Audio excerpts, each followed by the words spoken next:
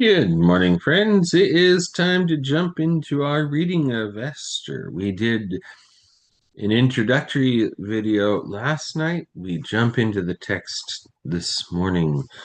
Good morning, Mom. So, as I mentioned last night, there is a Hebrew version and a Greek version. Everything in the Hebrew version, content-wise, is in the Greek version, but there are things that are unique to the Greek version. And that doesn't mean that everything in the Hebrew is that everything is that is in the Hebrew and in the Greek exactly matches up. There's some peculiarities even in what is in both. It's a great book. It's not that long. It's 10 chapters. It's a little longer in the Greek, obviously, because there's some Greek editions, but it's quite marvelous.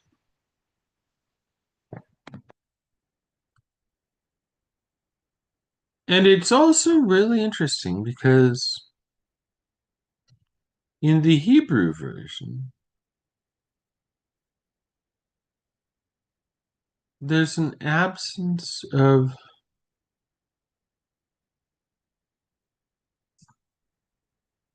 any direct speaking about God.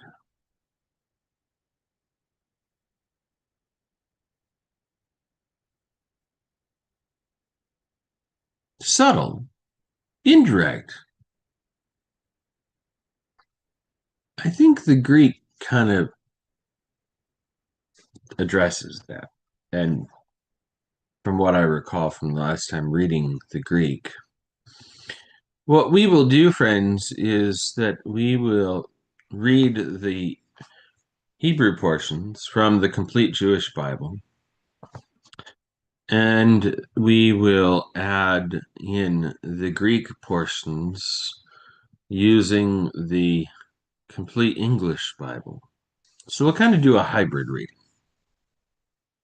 of the two versions.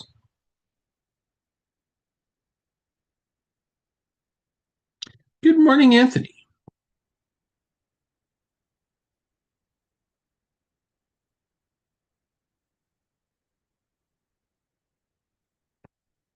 Let's see here. Put this. No, I don't want this stopwatch. I used that yesterday. Let's see here.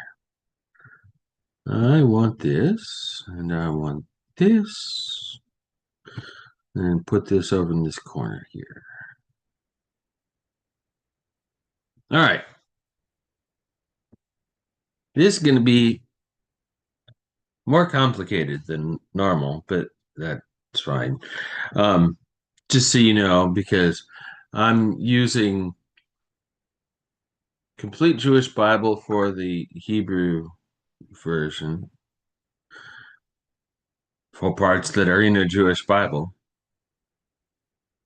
The Greek is not in a Jewish Bible.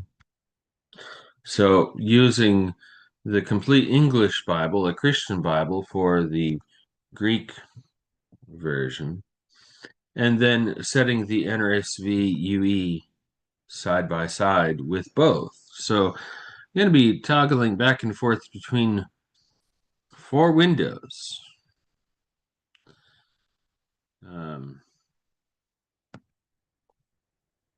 But what we'll do, let's see here. So yeah, so there's the NRSV UEs side by side.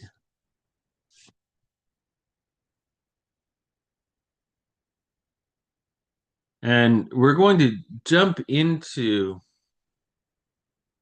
a Greek edition right off bat because the Hebrew starts with, well, chapter 1, verse 1. But in the Greek edition, there is this prologue that happens first. And oh, by the way, look, you see here, you can see where the Greek editions come in. There's a section before chapter 1, verse 1. That's where we're going to start. There's a section after chapter 3, verse 13, a section after chapter 4, verse 17, a section after chapter 8, verse 12, and then a closing section that comes after chapter 10, verse 3, which is the last verse in the Hebrew version.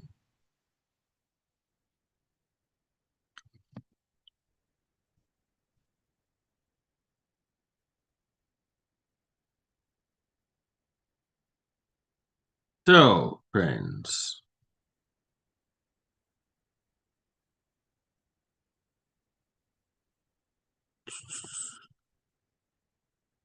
Greek edition. Here we are. We'll begin with this first Greek addition to the text. I'll be reading for this moment from the right-hand column, a little different than normal, from the Common English Bible, and the comparative text is in the left-hand column from the NRSV.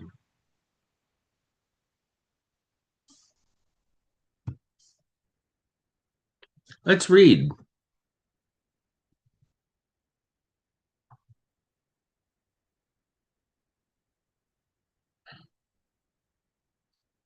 In the second year of the rule of Artaxerxes the Great, on the first day of Nisan, Mordecai had a dream. He was Jair's son, Shimei's grandson, and Kish's great-grandson from the tribe of Benjamin. He was a Jew living in the city of Susa, an important man serving in the royal court.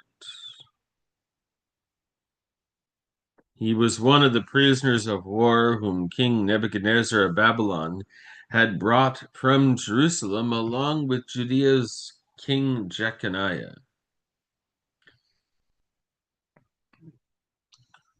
Real quick. So the Babylonians took over Jerusalem. How do we get to the Persians? Because the Babylonian Empire was overtaken by the Persians. So the oppressed people of Jerusalem went from being oppressed by Babylon to being oppressed by Persia. It's also interesting to note that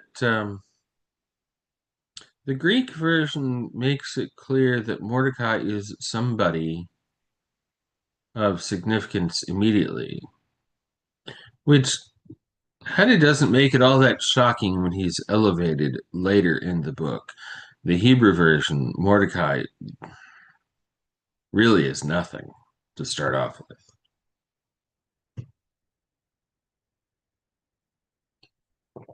Verse 4.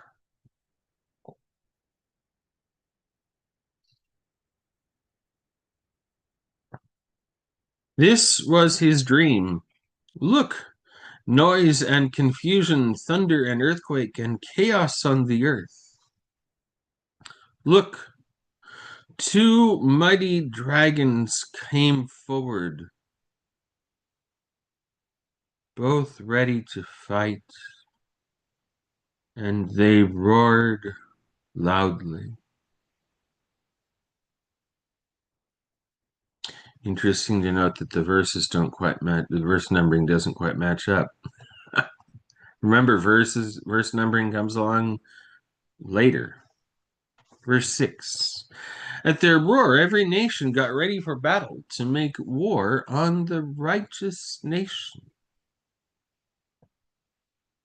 Look, a day of darkness and gloom, misery and suffering, distress and chaos on the earth. The entire righteous nation was thrown into a state of panic, dreading the evil that was coming against them. They expected to die. So they cried out to God. Their cry was small at first, like a little spring, but soon it became loud as a mighty river, an abundance of water. Then the sun with its light shone. The lowly were raised up high, and it devoured those who were held in honor. Then Mordecai, who had this dream and saw what God had planned to do, woke up and kept it secret. He wished to examine it in every detail before nightfall. Mordecai was relaxing in the courtyard with Gabbatha and Thera, two castrated men, eunuchs, attendants of King Artaxerxes, who were guarding the courtyard. Remember this moment. This is not laid out in the Hebrew version, but the Hebrew version references this moment. This is a significant moment in this story.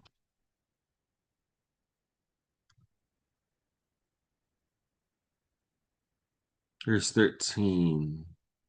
Here we are. He, Mordecai, overheard their plans and investigated their intentions. He learned that they were preparing to attack King Artaxerxes. So he informed the king about them. The king questioned the two eunuchs. Once they had confessed, they were taken away to be executed. The king wrote these matters down so that they would be remembered. And Mordecai also wrote about them. There's the significance. They were written down that they would be remembered. The king appointed Mordecai to serve in the court and gave him gifts for his service. There's a distinct difference. The Hebrew doesn't have that. The Hebrew has something quite different. But Haman, Hammedatha's son, Buzian, who was greatly respected by the king, sought to injure Mordecai and his people for the sake of the king's two eunuchs. The Hebrew is very clear that Haman has a major problem with Haman, doesn't lay out what that is. Yeah, other than Mordecai is a Jew. But it doesn't really seem like it seems like that's the convenient thing that causes the problem, not the actual problem. And that brings us to chapter 1. So we flip.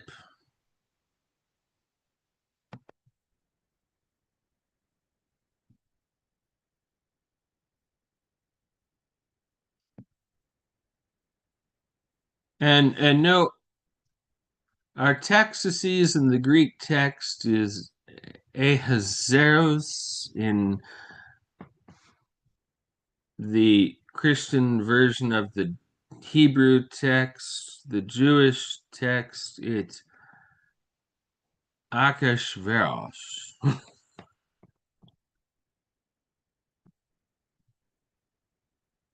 These events took place in the time of Akashverosh, Ahasuerus, or Artaxerxes, the Akashverosh, who ruled over 127 provinces from India to Ethiopia.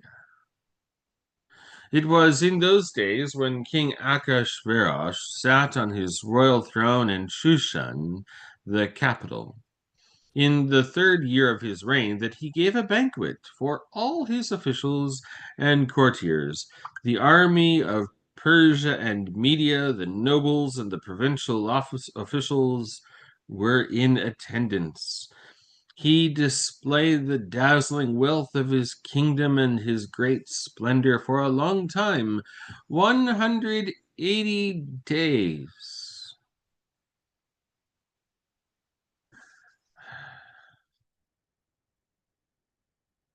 Do you think that's literal? There are folks who love to get engaged in literal reading of scripture. Think about that. A 180-day long festival celebration party. How long does it take to get to 180 days? If you just go by a 30-day month,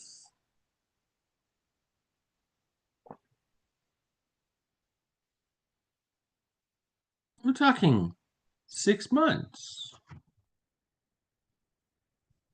Seems a bit extravagant. That's the point. It was extravagant.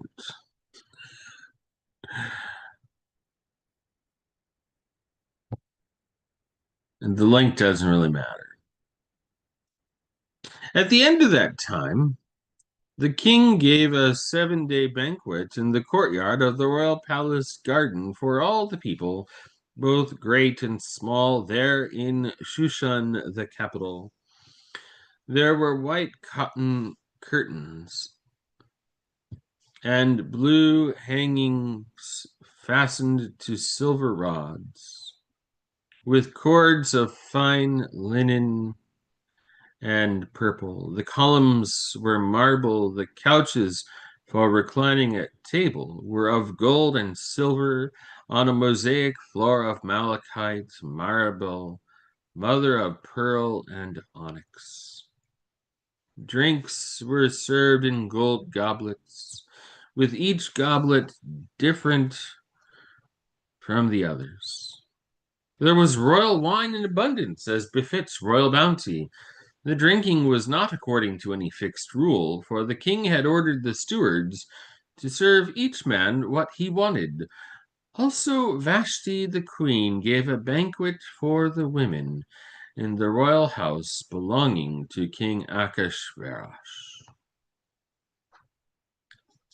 And friends, we're going to pause there. That sets the stage. The next time we'll get into amazing high drama in this moment of going from the prologue into speaking of the greatness of the king of Persia. I forgot to show this earlier. Until next time, peace be with you.